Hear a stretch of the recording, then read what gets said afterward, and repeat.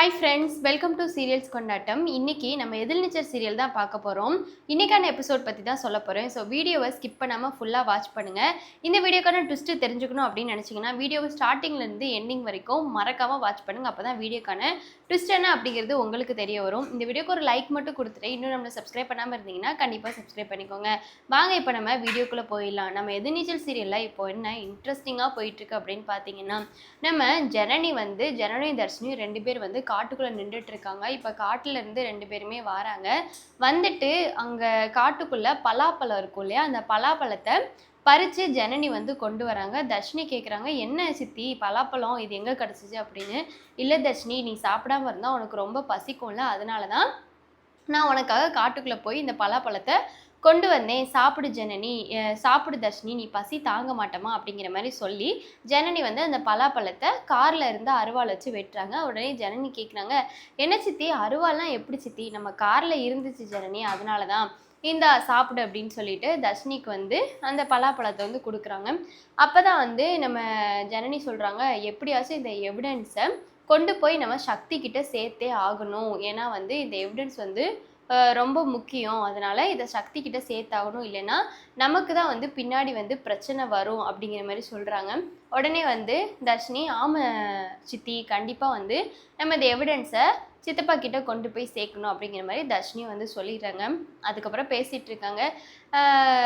ஜனனி கேட்குறாங்க தர்ஷினி கிட்ட, எப்படி கால் வலிலாம் இருக்குது தர்ஷினி, ஓகேவா பரவாயில்லையா அப்படின்னு சொல்லிட்டு கேட்குறாங்க.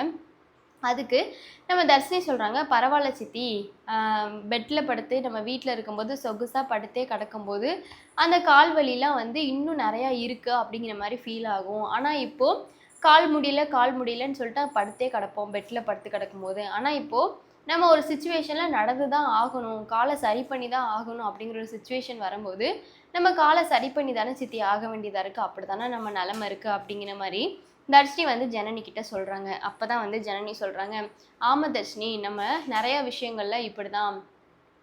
அப்போ தர்ஷினி ஒரு கொஸ்டின் கேட்குறாங்க ஜனனி கிட்ட, சித்தி நீங்கள் ஒரு தடவை கூட இது நம்மளால் இனிமேல் முடியவே முடியாது, நம்ம எதுக்காக இதெல்லாம் பண்ணணும் அப்படின்னு சொல்லிட்டு நீங்கள் ஒரு தடவையாச்சும் ஒதுங்கியிருக்கீங்களா சித்தி அப்படிங்கிற மாதிரி கேட்குறாங்க. அப்போ தான் ஜனனி சொல்கிறாங்க, இல்லை தர்ஷினி, நான் ஒரு தடவை கூட அப்படி நம்மளால் இது முடியவே முடியாது, இனிமேல் நமக்கு இது வேண்டவே வேண்டாம் அப்படின்னு சொல்லிட்டு நான் ஒதுங்கினதே இல்லை. நான் முடிஞ்ச வரைக்கும் போராட தான் செய்வேன். முடியாத பட்சத்துக்கு நான் தோற்று போக மாட்டேன், ஆனால் முயற்சி பண்ணோன்னா தவிர நான் கூனி குறுகி எப்பயுமே உட்கார மாட்டேன் தர்ஷினி. அதனால் நம்ம ஒரு விஷயத்தை நோக்கி நம்ம ரொம்பவே போராடணும். அப்படி போராடும் போது இந்த கால சூழ்நிலைகள் நம்மளுக்கு எதிராகத்தான் இருக்கும். ஆனால் இருந்தாலும் நம்ம அதெல்லாம் கண்டுக்காமல் நம்ம போராடிட்டே இருக்கணும் தர்ஷினி, அதுதானே நம்மளோட வாழ்க்கை. அதுவும் இல்லாமல் போராடுறது தான் மனுஷனோட தன்மை அப்படிங்கிற மாதிரி ஜனனி தர்ஷினிக்கு புரிய வைப்பாங்க. உடனே தர்ஷினி, சரி சித்தி, இதுக்கப்புறம் நம்ம என்ன பண்ண போகிறோம், எங்கே போக போகிறோம், இந்த காட்டுக்குள்ளே எவ்வளோ நாள் இருக்க போகிறோம் அப்படிங்கிற மாதிரி கேட்பாங்க. அப்போ தான் நம்ம ஜனனி சொல்லுவாங்க, எனக்கு ஒரு விஷயம் மட்டும் புரியவே இல்லை தர்ஷினி, உனக்கு இது கொஞ்சம் புரியுதான்னு பாரு. நமக்கு கண்ணுக்கு தெரிகிற எதிரியை விட யாரோ கண்ணுக்கு தெரியாமல் இருக்கிற எதிரி ஏதோ இந்த விஷயத்தில் கேம் ஆடுற மாதிரி இருக்குது, உனக்கு இது புரியுதா தர்ஷினி அப்படிங்கிற மாதிரி கேட்குறாங்க. அப்போ தான் தர்ஷினி, என்ன சித்தி சொல்கிறீங்க, நீங்கள் சொல்கிறதும் ஒரு வகையில் கரெக்டாக தான் இருக்குது. ஆமாம் தர்ஷினி, கண்டிப்பாக நான் சக்தியை காண்டாக்ட் பண்ணியே ஆகணும். அப்போ தான் எனக்கு தெரிய வரும் இங்கே என்ன நடந்துக்கிட்டு இருக்கு அப்படிங்கிற ஒரு விஷயம். ஆனால் இப்போ என்ன நடக்குது அப்படிங்கிறது எதுவுமே தெரியல தர்ஷினி. பட் நம்ம கூடிய சீக்கிரமே கண்டுபிடிக்க தான் செய்வோம் இங்கே என்ன நடக்குது ஏது நடக்குது அப்படிங்கிற மாதிரி ஜனனி தர்ஷினி கிட்ட சொல்கிறாங்க. அப்போ தான் தர்ஷினி சொல்கிறாங்க, சரி சித்தி, கண்டிப்பாக நம்ம இங்கேருந்து வெளியே போயே ஆகணும். யார் இப்படியெல்லாம் பண்ணுறாங்கன்னு ஒன்றுமே புரிய மாட்டேங்குது, எங்கள் அப்பா தான் இப்படி பண்ணுறாங்களா அப்படிங்கிற மாதிரி தர்ஷினி கேட்காங்க. அப்போ தான் ஜனனி சொல்கிறாங்க, அதுதான் எனக்கு சந்தேகமாக இருக்குது, எனக்கு இப்போது உங்கள் அப்பா மேலே சந்தேகம் இல்லை, வேறு யாரோ இந்த கேமை ஆடுற மாதிரி இருக்குது அப்படிங்கிற மாதிரி ஜனனி கிட்டத்தட்ட ராவணனை பற்றி கண்டுபிடிச்சிடுறாங்க. ராவணன் கிட்ட நெருங்கிறாங்க. இப்போ சக்தி மட்டும் ஒரு கால் பண்ணி ராவணன் ஒரு கேரக்டர் புதுசாக வீட்டுக்குள்ளே வந்திருக்காங்க, இவங்க நம்ம குடும்பத்துக்காக மாடாக உழைக்கிறாங்க, இவ்வளோ பண்ணுறாங்க அவ்வளோ பண்ணுறாங்கன்னு தெரிய வந்துச்சுன்னா கண்டிப்பாக ஜனனிக்கு ஒரு கெஸ்ஸிங் இருக்கும். இந்த ராவணன் பற்றின சில விஷயங்கள் ஜனனிக்கு புரிய வரும், தெரிய வருதும். ராவணன் மேலே ஜனனி சந்தேகப்பட கண்டிப்பாக ஆரம்பிப்பாங்கன்னு தான் சொல்லணும். ஸோ இந்த சூழ்நிலை இந்த பக்கம் பார்த்தீங்கன்னா ஜனனியை வந்து வலை வீசி தேடிட்டு இருக்காங்க போலீஸ்காரவங்க. அருந்ததி வேற எங்கே போனாங்கன்னு தெரில. ஸோ இந்த எபிசோடில் அருந்ததி என்ன ஆனாங்க ஏதானாங்க அப்படிங்கிறத காமிக்கவே இல்லை. நம்ம ராவணனை காமிச்சாங்க. ராவணன் பார்த்தீங்கன்னா ஒரு ராவணன் வந்து அந்த லக்ஷ்மண் அந்த டிரைவர் இருப்பாங்க இல்லையா, ஸோ அவங்கக்கிட்ட சொல்கிறாங்க, இந்த ஜனனி அந்த எவிடன்ஸை யாருக்கிட்டையுமே காட்டிடக்கூடாது. அந்த எவிடன்ஸை அந்த அந்த கோர்ட் கிட்ட கொடுத்துட்டா அவர் ரொம்ப ஜட்ஜு ரொம்ப நியாயமானவர், அதுக்கப்புறம் நம்மளால் ஒன்றுமே பண்ண முடியாது, அதனால் இந்த எவிடன்ஸை வந்துட்டு அடியோட எப்படி மறைக்கிறேன்னு தெரிலன்னு சொல்லிட்டு இன்னொருத்தவங்களை காண்டாக்ட் பண்ணி பேசிட்டு ஃபோனை வைக்கிறாங்க.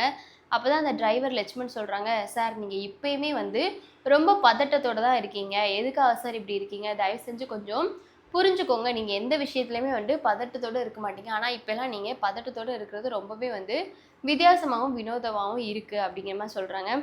ஆமாம் ஆமாம் லட்சுமண், நீ சொல்கிறது சரிதான், கூல் கூல் காம் காம் அப்படின்னு ராவணன் வந்து அவங்களுக்குள்ளேயே வந்துட்டு கூல் பண்ணி காம் பண்ணி பேசிக்கிறாங்க. ஸோ பேசிட்டு ஆமாம் லட்சுமண் நீ சொல்கிறது கரெக்டு தான், எப்படியும் வந்து நல்லா தான் போகணும், இந்த ஜனனி எப்பயுமே வந்து ஜெயிச்சிடக்கூடாது, அந்த ஜனனி எப்பயுமே வந்துட்டு தோற்று போயிடணும் அப்படிங்கிற மாதிரி ராவணன் வந்து சொல்லிடுறாங்க.